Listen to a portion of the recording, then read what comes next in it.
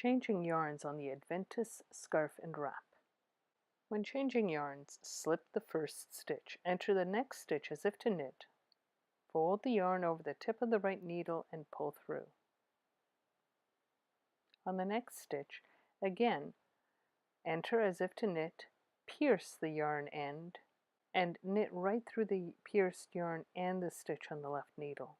Weave the yarn in by reaching over the end to get to the working yarn, and on the next stitch under the end to get to the working yarn. When you work into a yarn over, make sure that you work under the yarn end. Otherwise, if you work like this, you will see that strand on the finished project. You don't want to see that. After working the second row in the new color, you will come to the last stitch of the previous color. It will be really loose. Just knit into it and snug it up.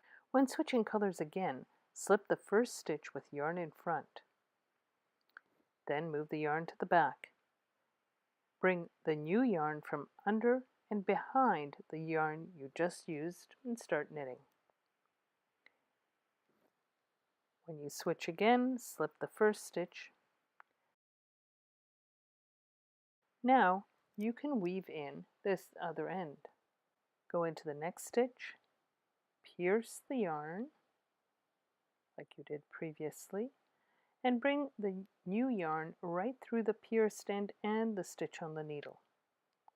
Work the next stitch with the yarn over the needle, then under the needle, then over the needle, and so on. Now I'm kind of paranoid. Not only do I pierce the end, but I also weave the yarn end in quite a bit. I like to weave it in 12 stitches or more. After that, I can drop the yarn end and just keep working.